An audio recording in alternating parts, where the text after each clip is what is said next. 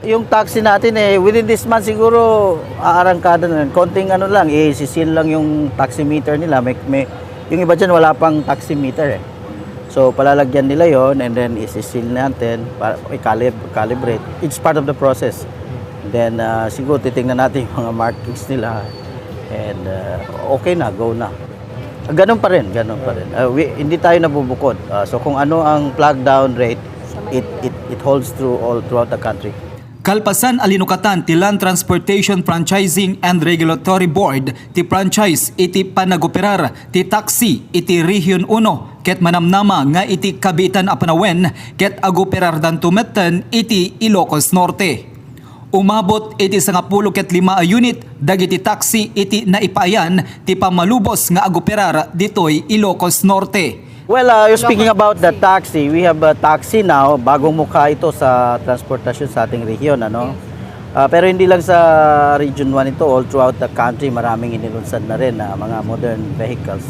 Itong taxi natin ay pareho din sa mga taxi sa ibang mga lugar. Dayti abanag ket nairubwat gapu paylaeng ti kalikagom ti gobyerno adaytoy ket ma-modernize dagiti public utility vehicles nga pagluganan dagiti commuters iti Region 1 pakairamanan iti probinsya. Ang ating gobyerno ay hindi gaano nagsasabi na phase out. Ang sinasabi natin mino-modernize. Kasi nandyan pa naman yung mga sasakyan na yan. Binigyan sila ng transition period para mag-upgrade at i-avail itong mga modernized natin na jeepney. So yung mga lumang jeepney ay eventually mapapalitan siya ng mga makabagong mga sasakyan. May tanong kung paano ba kakayanin ba ito. May mga experience na in the other places and even in our region na nag-adapt na and niyakap na itong modernization and hindi naman nag-complain na nalugi o nasira ang kanilang kabuhayan so far. Tapno di kasta ket may lawlawag anasayaat iti publiko dayti aganwa ti LTFRB ket naisayangkat ti modern PUV caravan nga adaan tema nga arangkada ng pagbabago tungo sa kaularan aditoy iti gundaway ana ilawlawag ken naipakita karagiti drivers ken dagiti dadumapay nga stakeholders dagiti service providers kas karagiti manufacturers ken dadumapay nga exhibitors akabim binulig ti LTFRB iti implementasyon ti modernization program adaytoy ket naisayangkat iti maysa a mall iti ili ti San Nicolas. This is a very important phase in the modernization program implementation.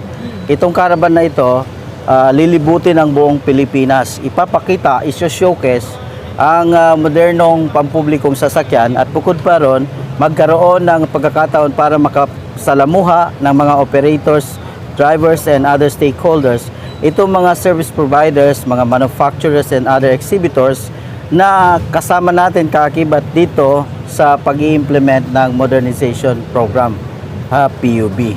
Itong programang ito ay alinsunod doon sa kautusan ng ating mga bossing sa taas na talagang mas palawakin pa itong information dissemination.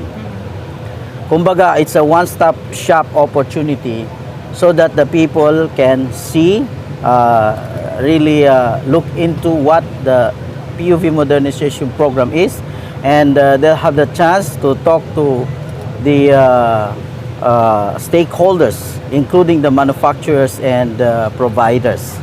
So nakita nyo naman na it's widely participated by different manufacturers, different entities, mga providers. Nagyaman met ti LTFRB Regional Director kini Governor Matthew Marcos Manotok iti panangipaay na ti suporta na iti naisiyangkat a caravan babaen iti panangipalubos na mairbuat ti nasao a programa ditoy Ilocos Norte. Ti modernization program ket may patungpal iti entero a pagilian ken nang rugipay anayam mo kada iti daduma paset ti pagilian iti pay Hulyo 11 iti kadaytoy atawen namnaman met ti Land Transportation Franchising and Regulatory Board wenno LTFRB aday ti a programa da iti nananay amang sulbar iti nakaro a trapiko kada iti dadakkel a syudad ken probinsya iti pagilian kalpasan a mapalubusan ti taxi nga agoperar iti Ilocos Norte ket na dumaduma met ti reaksyon dagiti umili para ti JCQ Online News.